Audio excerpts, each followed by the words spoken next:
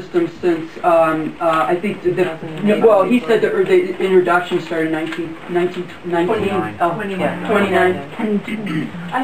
and they've been using it in storage facilities around the country for a long time. You know, whenever you see those big storage facilities that are above cities and towns. And I was astonished about the ham I eat. It's got lots of phosphate in it.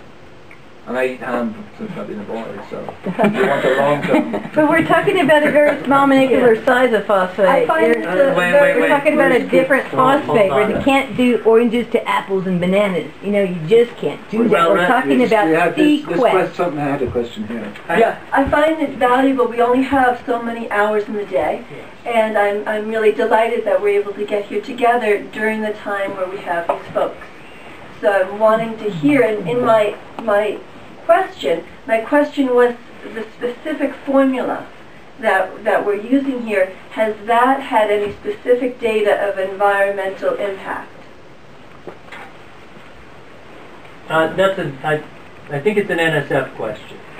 Do you guys know if this specific formula has any long-term environmental impact? Has there been any studies done? Yes or no? In terms of environmental studies, a review under Standard 60 won't incorporate that. I mean, we're really looking at certifying to the standard. And so when we're looking at again the product as it's dosed and people drinking and using it in drinking water. And again, the 10 milligrams phosphate that Blake was discussing was something that was set forth in the standard, and that product was even being used well before it even became incorporated into the standard.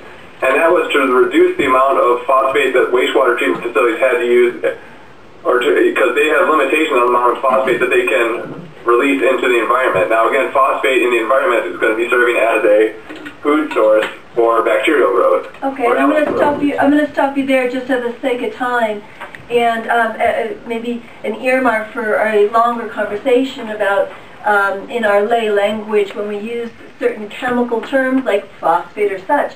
There's such a wide range, and I want to be really careful when we're discussing these things. So that's why, just for further reference, why I'm asking about this specific formula. For this specific formula has a very particular effect.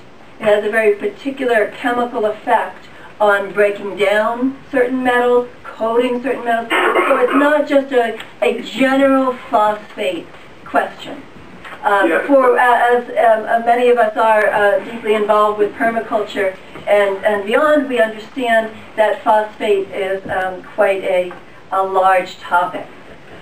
So the other question I have while you're on the phone is, what is the parent company? What is your parent company? Michael, that's a question for you with regard to the parent company. Parent company, we're a privately owned company. We're a small company. There is no parent company? No, no parent company. Nobody owns us. Privately held corporation. Wow, that's the most amazing thing I've heard today. And then just for my own personal, actually I wanted to ask this too. The source, once again, the source of all of your ingredients comes from where? The source comes from distributor who distributes the NSF certified raw materials, and we take the raw materials and we blend them in our company, and that's in our plant or warehouse. Okay, well we're probably on the same page there. So the other, what is the distributors? Is there a way at least to find that out? Did you have that disclosed? Does it come from mines? Is it organic sources as opposed to synthetic sources or something like that? Is it a mine my product? question has to do with specific names of companies. Oh, do you know the companies that provide those products to your distributor? You'd have to. No, I don't know. I mean, there are many mining companies in the United States and Canada. I don't know where they buy specific raw materials from. There's no way for me to know that. Okay. It would okay. Thank you. And then also, but to clarify, all the products are mined, correct? I mean, all your basic constituents to your recipe. Oh yeah, I mean they get it directly from the OEM, mining company. Sure. Okay. Very good. I mean, that's what they do, and then they sell it to us. Okay, go ahead. Very quick question. See, it's all a matter of quantity. We can't go directly to the mines because, you know, that's a huge quantity. Okay, understood. The compositions of all the things that are added is certainly up for discussion. I wonder two things.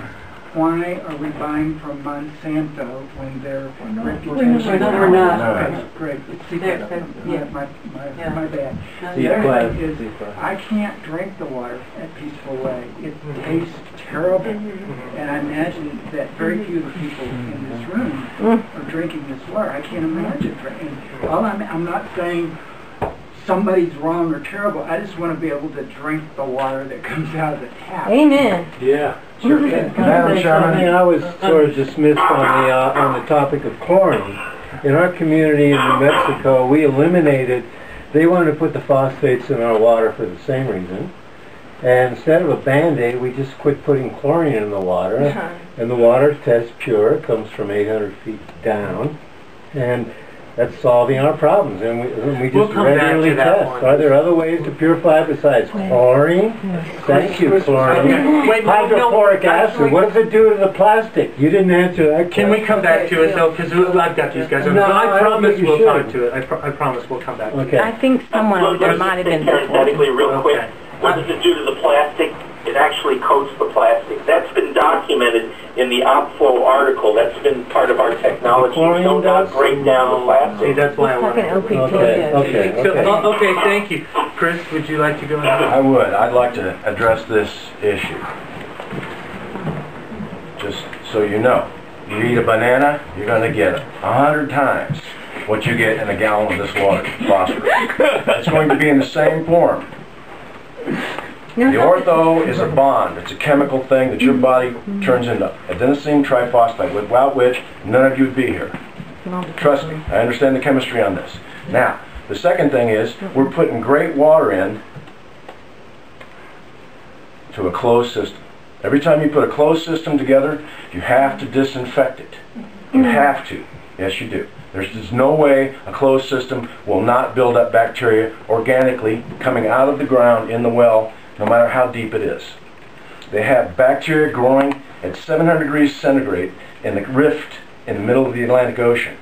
There's no way to rid yourself of bacteria except through modern technology. Now what we have to ask ourselves, if we want organic water, how much more are we willing to pay for a system to deliver straight water right from the stream or the well?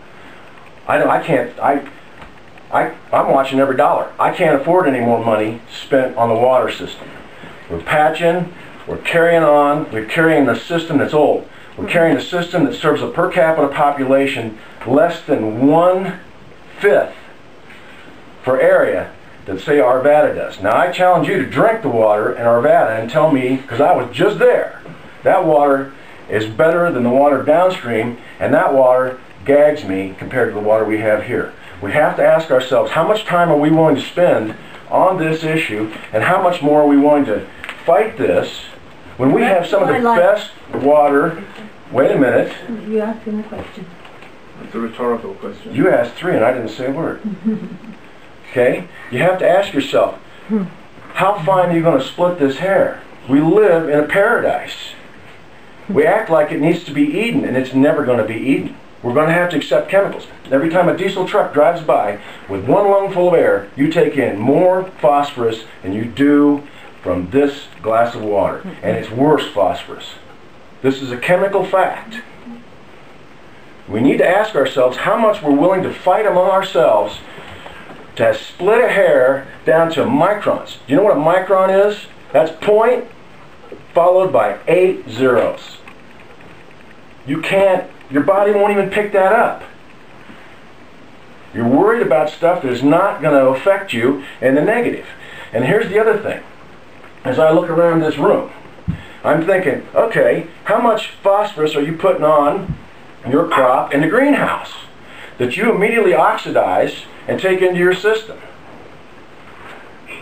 We have to start thinking about how we're going to pull together and make this thing work together. We can't keep splitting off into little groups that are going to dissent to the point that it cannot be helped.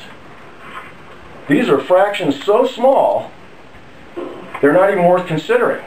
And like I said, we have this system. Every time I flush the toilet, I thank God for this system, because like I said, we live in a spread out situation where we can still see the Milky Way at night because there's not that many of us. Arvada, 5-6 times the land use. That's a suburb. Now Denver, it's 100 times per capita on the land use. We have to start thinking in terms of, are we going to survive? Are we going to work together? Or are we going to split hairs? Thank you.